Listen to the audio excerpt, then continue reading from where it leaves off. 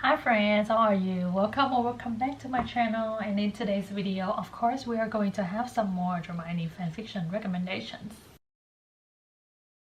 Lately, I have been quite consumed with a new type of reading, a new reading activity, that is manga. I have been binge reading Jujutsu Kaisen chapter after chapters for a couple weeks now, and that means that in the same amount of time, I haven't touched dramione fanfiction. But because dramione fanfiction is the only thing that I read in a very long time now, my brain just automatically relate anything new that I read back to the thing that I know, the thing that I'm familiar with, and so it kind of reminds me of a comic strip that I have seen between Draco and Hermione before, which kind of gives me the idea to show you guys off kind of like the more uniquely or specially formatted fics that I have come across over the years so that we can have fun together. So in today's video, I am going to introduce to you guys 3 new dramione format fics that I have come across in the dramione fandom, and then within each of those categories, I will also show you guys some recommendation as well. But let's get the video started, shall we?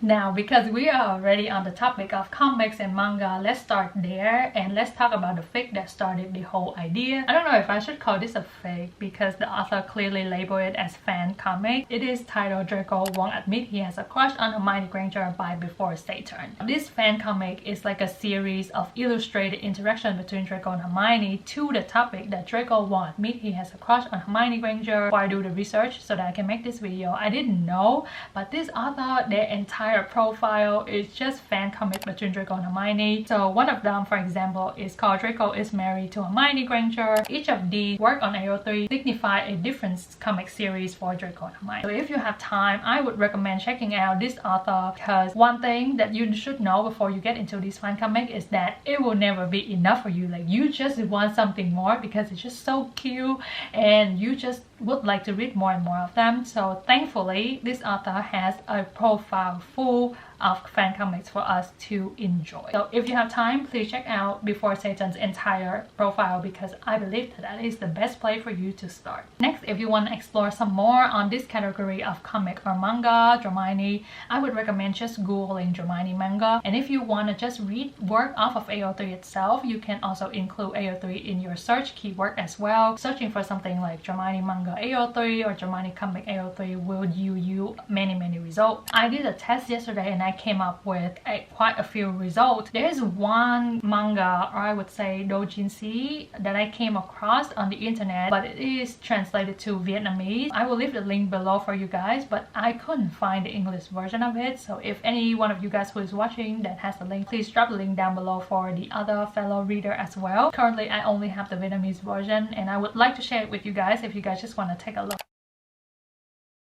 Next category, we have verse novel, and I believe that verse novel is a lot more common, but if you guys are unfamiliar, verse novel are your typical novel written in poem format. One thing I would say is that I don't read a lot of poems, obviously, so I cannot talk about like the quality of the work on the poem quality itself, because I'm not that sophisticated of a reader. I can only talk about, you know, like the regular novel details like the writing and anything like that. And the only author that I have come across in the dramione fandom that does verse novel is Toda, and I think that I just butchered their name, but I have read only 2 works from this author. I thoroughly enjoyed both of the work. One of them is called Our Shared Silence, and this story is my favorite from this author, and it is also among my most favorite dramione of all time as well. And it is a story about Draco and Hermione waking up to find Hogwarts empty of everybody except their arch nemesis. So they get to navigate that whole silent empty castle together to learn about the other person in ways that they didn't expect, and of course they get to write their story for us to read. This story is one of the stories that I wouldn't tell you guys too much about the plot line or anything like that, because I thoroughly believe that you should go out there and read this story in order to get like the full experience with this story. Second work that I read from this author is Erase and Rewrite. Draco wanted to bring Hermione's dead body. She was presumably dead after the event of the Malfoy Manor, and he wanted to give her body like a final rest, so he brought her body outside of the manor. But it turns out that Hermione isn't dead. she only lost her memory. So now Draco and Hermione is also put into a situation where they have to navigate what's happening, navigate learning about the other person, especially in this case with Hermione not remembering anything about their history, not remembering anything about herself or Draco. So you will get to see all of those character growth, all of the plot detail, development, plot thicken, if you would say so, in either of these stories. If you want to test the water with Wolf's Totem or with Birch novel, I would recommend Our Shared Silence over Erase and Rewrite. The main reason being that when I was reading Erase and Rewrite, I find a lot of typos and grammatical errors, and to me it didn't matter to the point that I have to drop out the story, but at the same time, like, they are apparent and I do notice this as a reader. So I think that for somebody who is a little bit stricter with typos and grammatical error like that, you may find it a little bit hard to get through the story, but I do see a lot of improvement in Our Shared Silence. So if you guys wanted to test the water, I would say start with Our Shared Silence first. And Wolf's Totem has a very particular way of characterize Draco and Hermione, which I personally so in love with, and I just love the details and the interactions that this author write their Draco and their Hermione, and the romance between the two characters as well. I never expected to fall in love with either of these stories, but I ended up like falling so hard. I do believe that these stories deserve a lot more hype than what it has right now. And if you have any more recommendation, any new author that also does voice novel, please don't hesitate to drop it down below for myself and for your other fellow reader as well.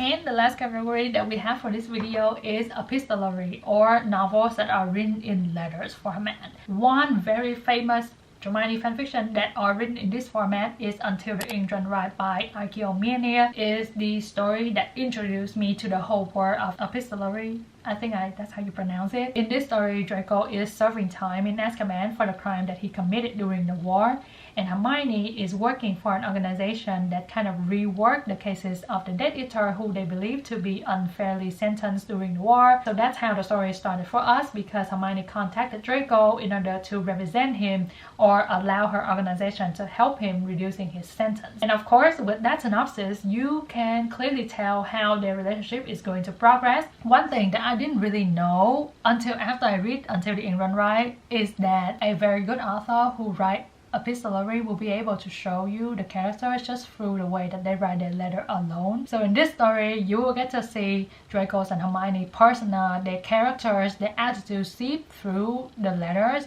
and glaring at your face. And usually I am a show don't tell type of girl, so I like to see what you do. I like to see the act, you know, the soft touches, the holding hand, anything like that. But in this story, because of the situation and also because of the format of the story, there isn't any way for the author to show that to us except through the letters. And I think that dramione just mastered that art. Until the Ink Run Dry is one of the essential reading when it comes to dramione fanfiction. So if you haven't read this story before, please go ahead and give it a go. You won't have a bad time reading this story regardless of the format. It's like one of my favorite all-time dramione story ever. I am just thoroughly in love with this story. Now, if you have never read epistolary before and you don't really get into Until the Ink Run Dry, I would recommend reading Passing Notes by Sodan Red. These are kind of like smaller version of the letter because they are notes, obviously, that are getting passed around in classroom between Draco and Hermione. Story is kind of like a teeny tiny story that makes me feel so good afterwards. It's like a tiny dose of happiness that just instantly boosts your mood during the day whenever you read this story. If you guys have never read this format before and you guys want to test the water, Passing Note by Sodan Red is a great choice. And the last recommendation for this category, which is also the last recommendation for this video as well, is To Woo a Wolf by Junior Dreamer. This story is epistolary on the next level because this is a graphic novel. Apart from like showing us the characters and the characteristics and like the attitude of each of the characters in the story through the way that they write the letters, this also took it to the next step and also show us the stationery that they use,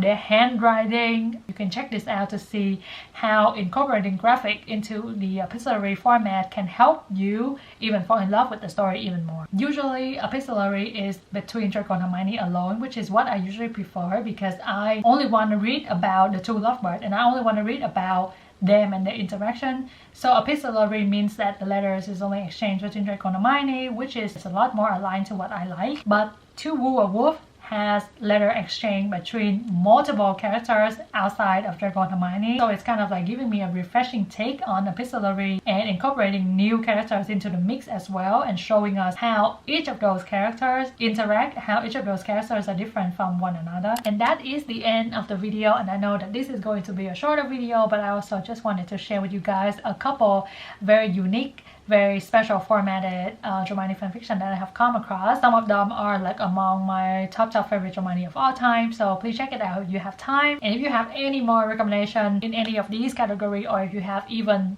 different categories than what I have in this video, please feel free to put it in the comment down below for your fellow reader as well. And I will see you guys in the next video. Bye!